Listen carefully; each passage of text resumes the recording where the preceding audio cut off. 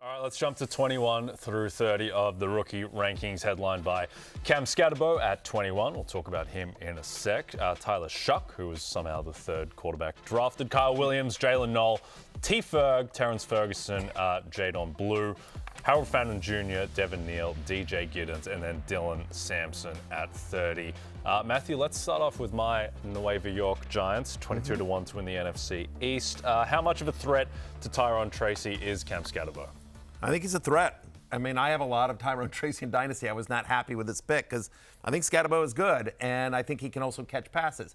I suspect that they're thinking about, I saw a lot of the easy comps, like sort of thunder and lightning, right? And that, that Skattebo is going to be the guy in the, going between the tackles, and Tracy be more the pass catcher, former wide receiver in college, obviously. But they used Tracy between the tackles last year. Like, towards the end of the year, he was getting all the work. He was their workhorse running back, and now you get a guy in Skattebo that can do everything that Tracy can. They're obviously very different players, and I think you'll see both guys, but there was a scenario where Tyrone Tracy was kind of the lead running back of the Giants coming to this year, and he's now on a committee, it feels like. The touchdown equity could be gone. That's what stinks. Yeah. Skattebo's not fast. He doesn't have great bursts, but he's big and can churn through contact. And like you said, Matthew, he can catch the ball. So Tracy now becomes more of this slasher breakaway kind of threat. And Skattebo is a good finisher in short yardage and at the goal line. And speaking of being big, you just said he could run through people. He got good lateral agility too. So it's not like he just some big dude like Mike Allstott just running. Yeah.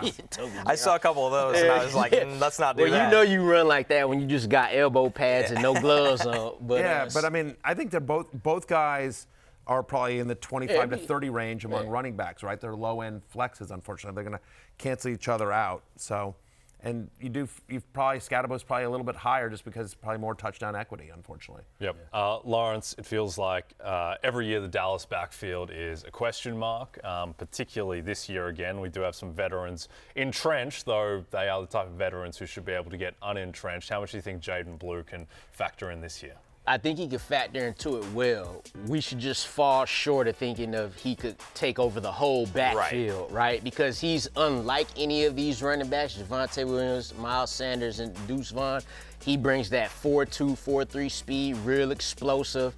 The thing with Jadon Blue, for him to stay on the field more, you want to see him get after it a little more in the pass protection. So if he could do that, his reps will get up. They'll definitely use him because he's explosive, but he's not going to come in and just take take over the whole backfield, even though he's probably already better than all of the running backs they have already. It's a great landing spot for him, especially given the fact that, he wasn't highly thought of as a prospect when you look at how deep this running back class was. And so to land in a spot where there is a path to significant playing time, I will say this, and I don't have any sources on this, but like Lawrence, as you were mentioning, hey, J.K. Dobbins is out there, Nick Chubb is out there. Like, this feels like a great spot for one of those guys. Yeah, right. Javonte Williams looked done last year. Miles Sanders looked done last year. I don't know that Sanders Deuce Vaughn definitely looked done. I don't know. It's an uninspiring group. It is. Blue's going to look so different than these guys, like you said. Once you see they're going to be in practice, they're going to give Javonte Williams a carry, they're going to give Miles Sanders a carry, then you're going to see Blue, right out. That's how it's going to be. All he has to do is keep the ball off the ground. The fumble rate is concerning. He's a smaller guy, but he ran a good route tree at Texas. Like, it's not just a lot of swing passes, production on swing, but they let him run angle routes, wheel routes.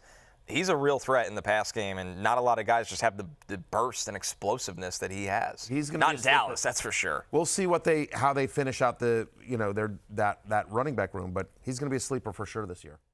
Hey, it's Matthew Berry from NBCSports.com and Rotoworld.com, and I want to thank you so much for watching whatever it is you just watched, or if nothing else, being too lazy to click out of the autoplay after this video started, after whatever it is you actually wanted to watch finished. But now that you're here, I'd like to take a moment here to ask you respectfully now, okay? I'm asking you respectfully to subscribe to the NFL on NBC YouTube channel. You'll get the latest Roto-World fantasy news headlines, all sorts of great shows, including my own Fantasy Football Happy Hour. So go subscribe now. Again, I'm asking respectfully.